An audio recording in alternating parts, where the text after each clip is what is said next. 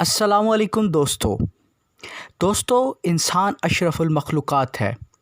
اسے ارادہ اور اختیار جیسی خصوصیات اور عقل جیسا ہتھیار عطا کیا گیا ہے، لیکن بعض ایسے جانور ہیں جن کی خصوصیات کو دیکھ کر حیرانگی ہوتی ہے۔ جی ہاں، آج ہم ایسے ہی بعض جانوروں کی خصوصیات کے بارے میں بات کریں گے۔ دوستو، الو کے بارے میں آپ نے یہ تو سنا ہوگا کہ یہ رات کے وقت جاگتا اور دن کے وقت سوتا ہے، لیکن اس کی سب سے اہم خصوصیت اس کی سائلنٹ فلائٹ ہے۔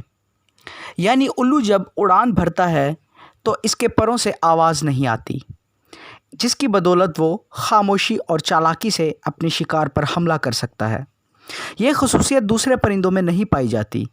ایک تجربہ کیا گیا جس میں بڑے سینسٹیو مائکروفون لگا کر مختلف پرندوں کے پروں سے پیدا ہونے والی آوازوں کو جانچا گیا، مگر الو کی پرواز کے دوران آواز نہ سنائی دی۔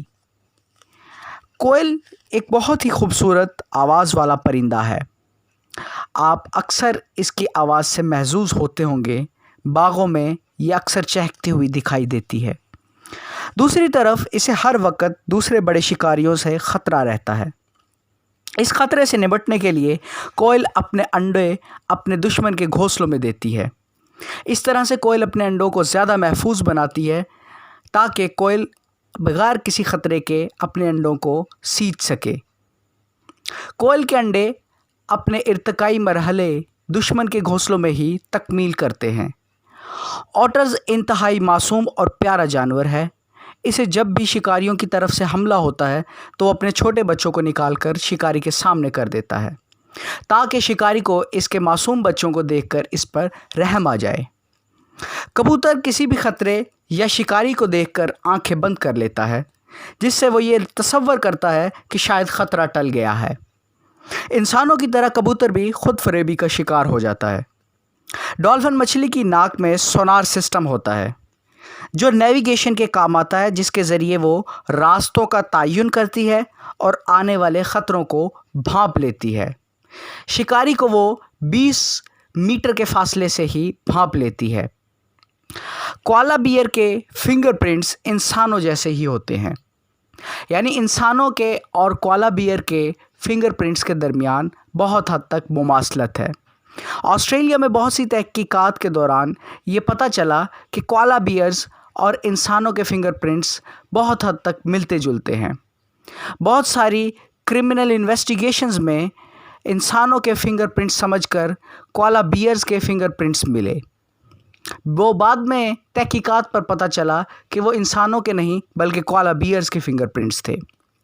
دوستو، کلاؤن فش ایک ایسی مچھلی ہے جو اپنی جنس تبدیل کرنے کی صلاحیت رکھتی ہے۔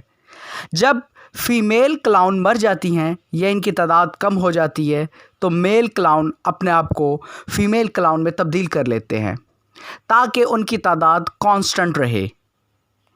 شہد کی مکھیاں یعنی ہنی بیز کے بارے میں آپ نے اکثر سنا ہوگا کہ شہد کی مکھیاں ایک پوری سوسائٹی بناتی ہیں، جس میں کچھ ورکر بیز یعنی فیمیل ورکرز ہوتی ہیں، ایک کوئین بی یعنی ملکہ ہوتی ہے، اس کے ماتحت بہت ساری مکھیاں ہوتی ہیں۔ اس کے علاوہ میل ڈرون چھتے کی حفاظت کرتے ہیں۔ فیمیل شہد اکٹھا کرتی ہیں جو کہ سردیوں میں ان کے کام آتا ہے۔ کوئین بی صرف انڈے دیتی ہے اور کچھ کام نہیں کرتی۔ شہد کی مکھیوں کے درمیان مکمل ڈویژن آف لیبر یعنی کام کی تقسیم ہوتی ہے، جیسے کہ ایک سوسائٹی میں ہوتی ہے۔ یعنی شہد کی مکھیوں کا اپنا ایک سماج ہوتا ہے جس کے اپنے اصول ہوتے ہیں۔ میل ڈرون کچھ کام نہیں کرتے، اس لیے یہ نکھٹو کہلاتے ہیں۔ جیسے ہی بہار اور گرمیاں ختم ہوتی ہیں، سردیاں آتی ہیں تو فیمیل ورکر بیز ان ڈرون مکھیوں کو چھتے سے باہر نکال دیتی ہیں، جہاں یہ سردی کی وجہ سے مر جاتے ہیں۔ یہ تو تھی دوستو کچھ جانوروں کی حیرت انگیز خصوصیات۔ اگر آپ کو یہ ویڈیو پسند آئی ہے تو ہماری اگلی ویڈیو کے لیے ہمارے چینل کو سبسکرائب کیجئے اور جتنا ہو سکے اس ویڈیو کو شیئر کیجئے۔